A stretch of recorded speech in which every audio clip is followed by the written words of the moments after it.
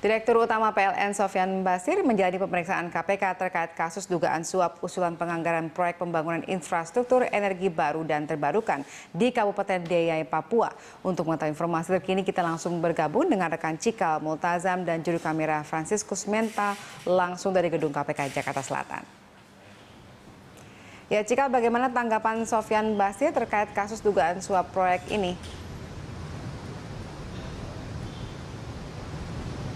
Valerina, setelah menjalani pemeriksaan sebagai saksi atas tersangka Dewi Yassin Limpo, tadi Direktur Utama dari PLN, yakni Sofyan Basir, menyatakan bahwa ia tidak mengetahui mengenai penganggaran dari proyek yang dilakukan di Deiyai, Papua, yakni pembangkit listrik tenaga mikrohidro.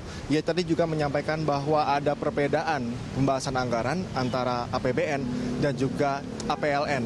Ia tadi juga sempat mengakui bahwa ia hanya mengurusi anggaran untuk proyek yang ditangani oleh PLN. Sedangkan kasus yang menjerat Dewi Yassin Limpo adalah penganggaran di APBN yang melibatkan antara Kementerian SDM dan juga dari Komisi 7 DPR. Dan Valerina, berikut kita sama-sama dengarkan keterangan dari Sofyan Basir.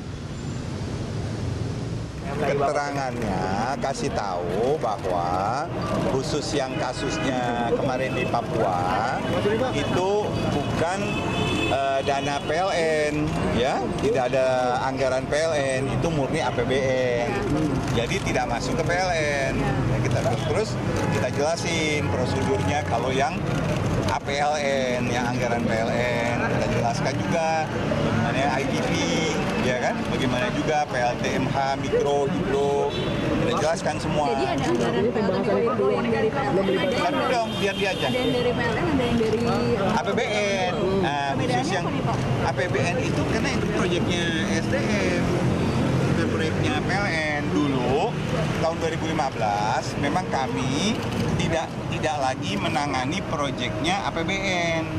Saya sudah berkirim surat bahwa kami tidak lagi menangani proyek-proyek APBN. Kami hanya menangani proyek-proyek APLN. Tapi untuk mikrohidro PLN juga ada, Pak? Proyek ada. Yang di Indonesia Timur? Ada. Ya. Khusus yang tidak, itu APBN kan PLN. Hah? Ya APLN anggaran PLN, APBN anggaran pembelanjaan negara. Bukan di anggaran, yang maksudnya Perbedaannya nggak ada, prosedurnya aja. Ya, kalau dari APBN dia turunnya ke dinas, kalau dari APLN turunnya ke GM. Seperti yang sama-sama kita dengarkan pernyataan dari Sofyan Basir bahwa terhitung sejak tahun 2015 PLN tidak lagi menangani proyek dari APBN. Ia juga tadi mengaku sudah melayangkan surat terkait hal tersebut kepada instansi terkait. Valerina. Ya, Cikal, lalu siapa saja sebenarnya sudah ditetapkan jadi tersangka dalam kasus ini? Tentunya Valerina, selain dari Dewi Yassin Limpo, anggota Komisi 7 DPR dari fraksi Hanura, KPK juga telah menetapkan tersangka kepada 4 orang lainnya, yakni staf ahli dari Dewi Yassin Limpo, yakni Bambang Wahyu Hadi, lalu sekretaris pribadi dari Dewi Yassin Limpo, Rinelda Bandaso, Ketua Dinas SDM Kabupaten Deiyai, Papua, yakni Irianus Adi, serta petinggi PT Bumi Abdi Cendrawasih, yakni Setiadi Yusuf. Keempat tersangka ini selain Dewi Yassin Limpo juga telah diperiksa oleh KPK secara intensif.